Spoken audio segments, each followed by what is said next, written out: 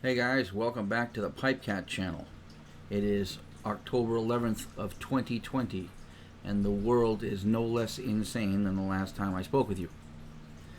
And I thought I'd check in, say hello. I haven't been doing any content for a while, but a lot of my friends have.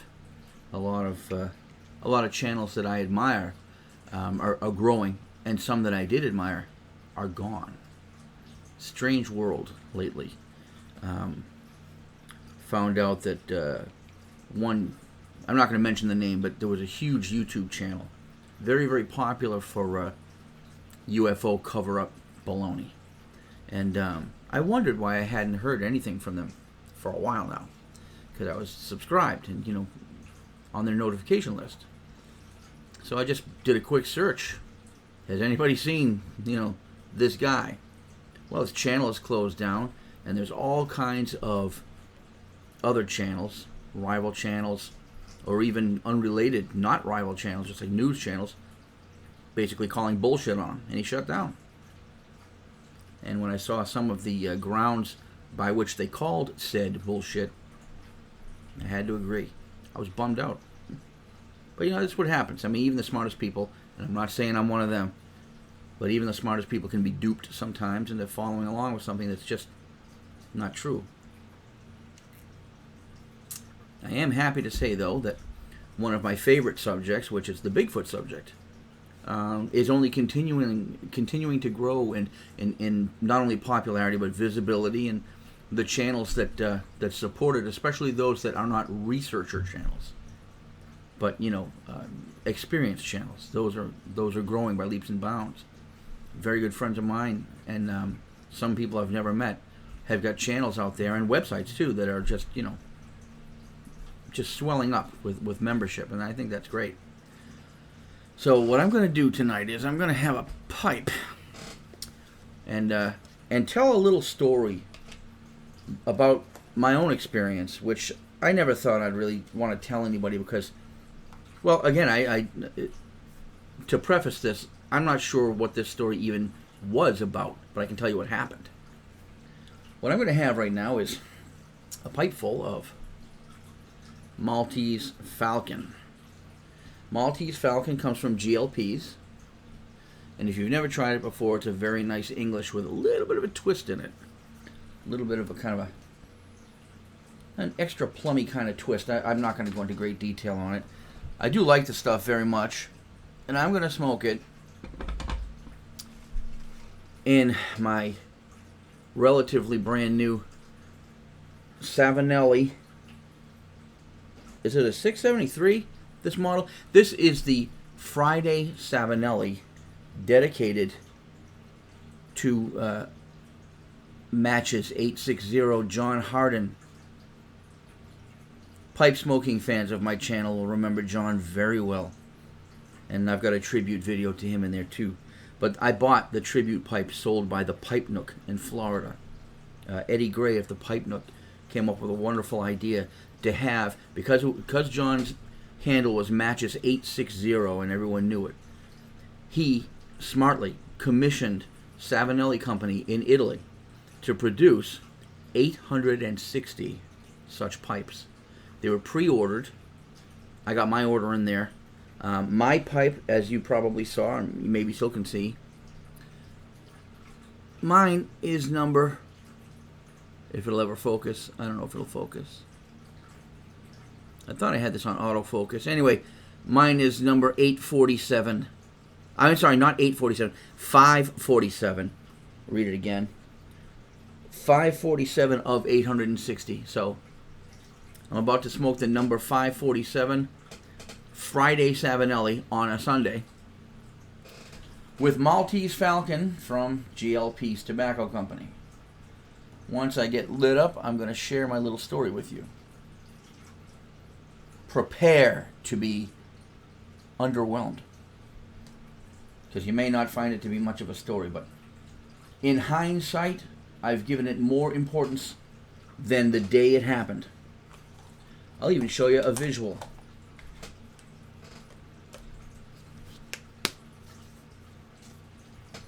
Let me get lit up here. First couple of lights probably won't take because it's a little bit moist. But I love Maltese Falcon. It's a very nice English, very smoky, a little bit sweet.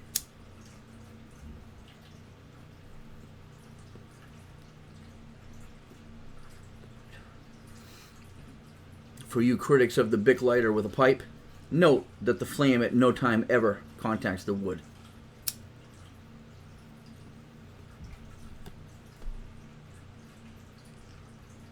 Now that's the way to light a pipe. Now it's one way to light a pipe.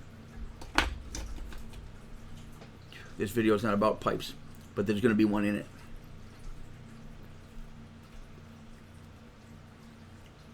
A little gentle tamping. And then the true light.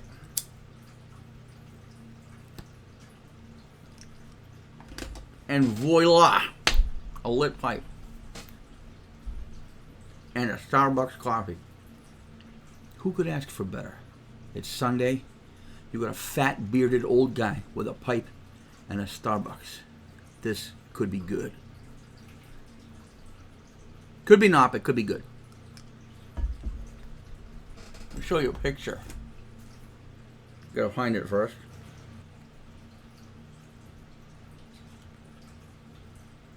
Alright.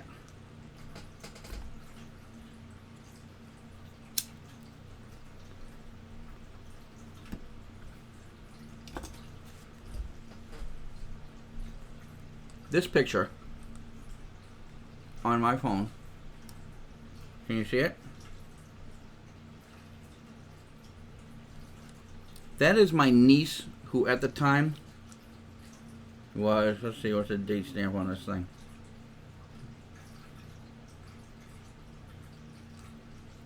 Alright, so she wasn't quite 16 yet, she was 15. This was September 22nd of 2014. And it was taken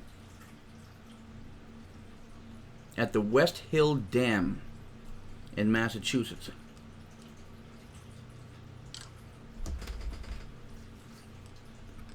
The reason why that is significant is my niece and I, her name is Karina,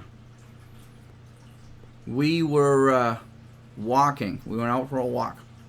I would take her maybe 1 or 2 days a week after work. I would pick her up and she'd hang out with me.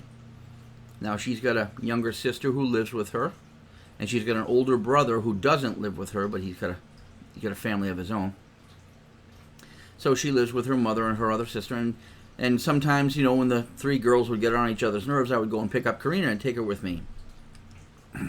So, on that day, she and I decided we'd rather be outside than inside. We want to go for a walk.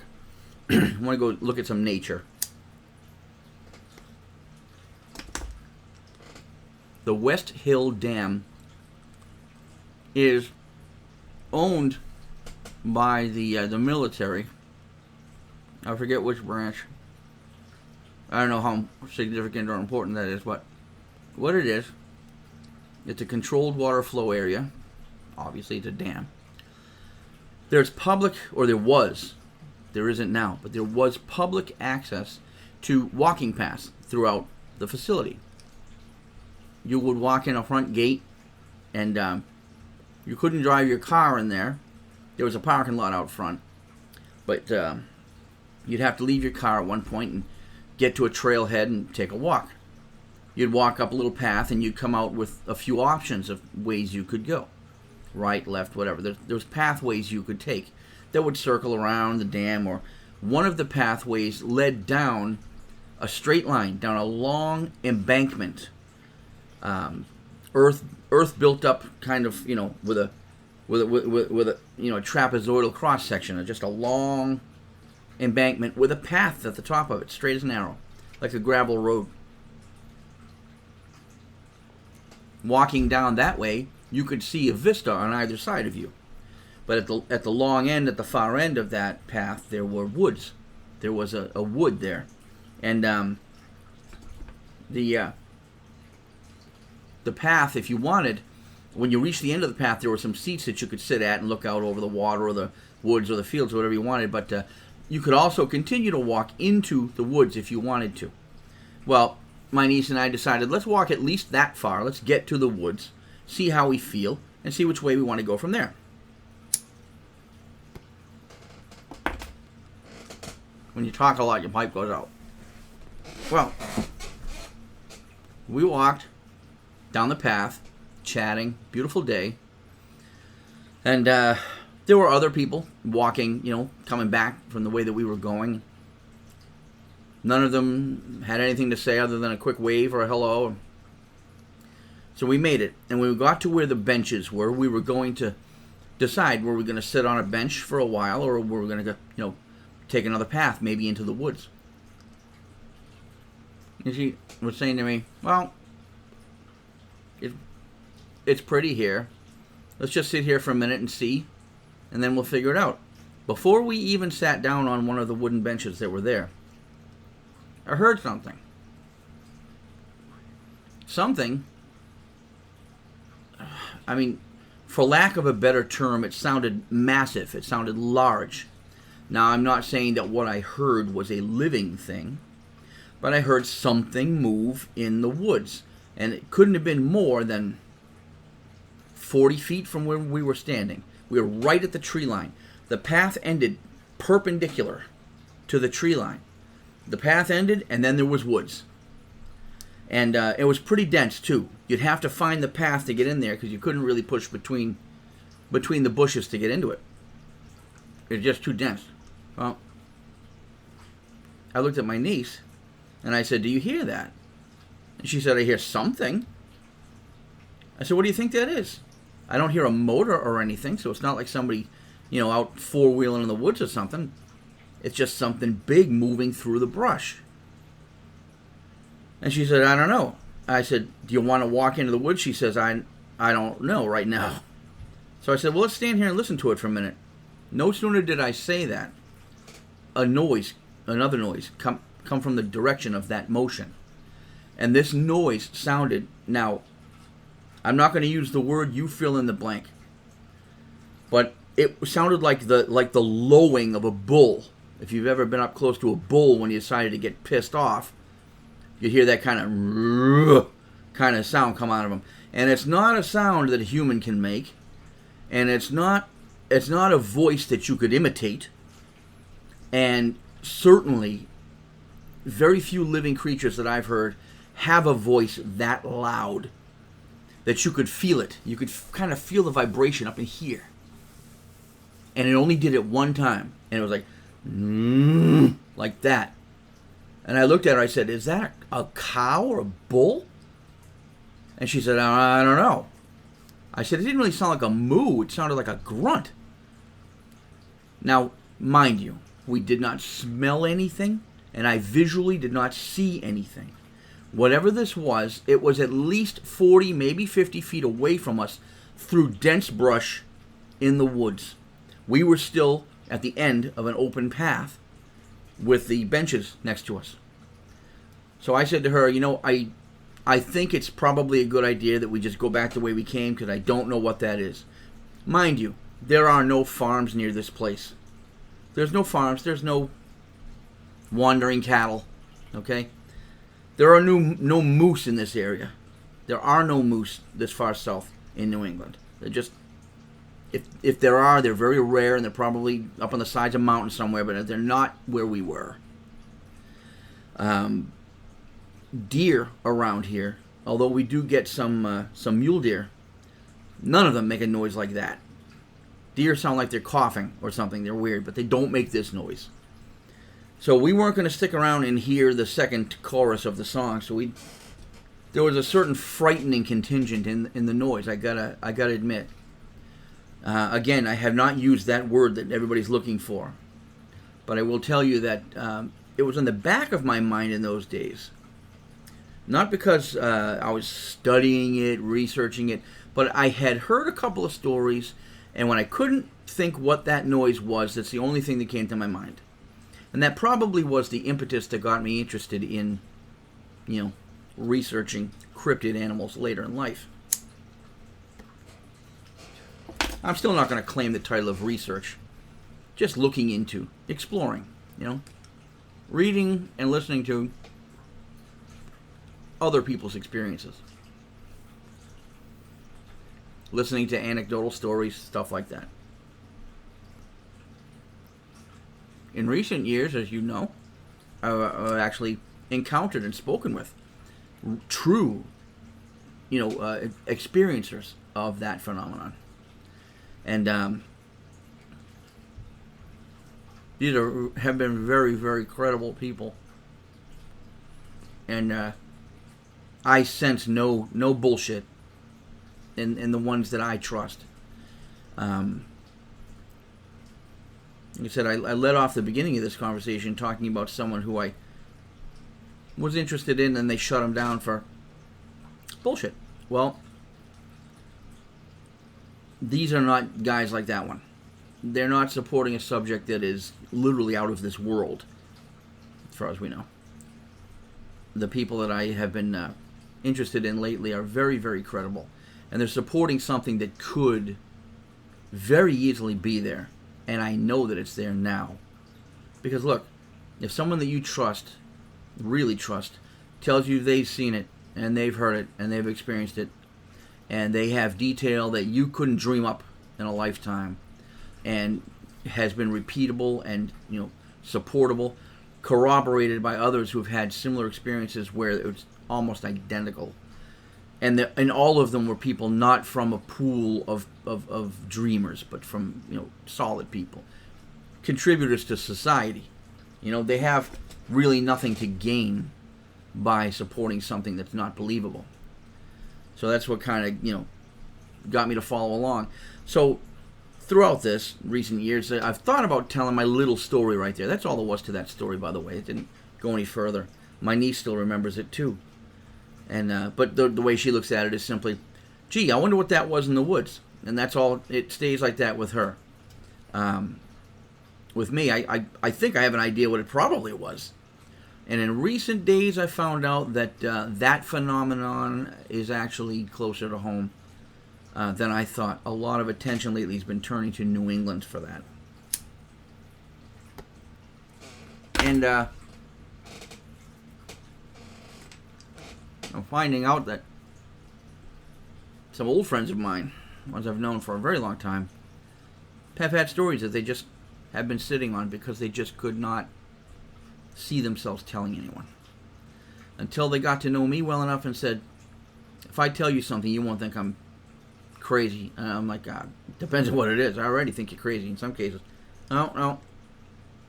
If I tell you something that happened, just really happened, and it's usually something fleeting, but scary. And these stories are all coming from New England. Well, there aren't that many of them, but the ones that I've heard, were close to home. I recently found a report online of something that happened about, I'm going to guess about maybe 10 miles from my location right now, where somebody spotted one of these things off the highway, walking along the highway and then turning into the woods. It's on a road that I've driven hundreds of times, and have often wondered to myself, I wonder what lives just in there, because that's pretty dense. I guess they can be anywhere. But that was my little story and my little check-in. I think I'm going to leave it right there. But anyway, if you've had an experience like that, just something like that, leave in the comments. I'd love to hear it, especially if it's a northeastern experience, because I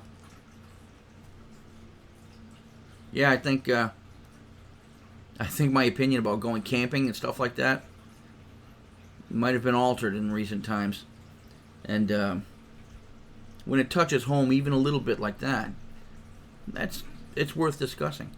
So I'm just going to leave that right there.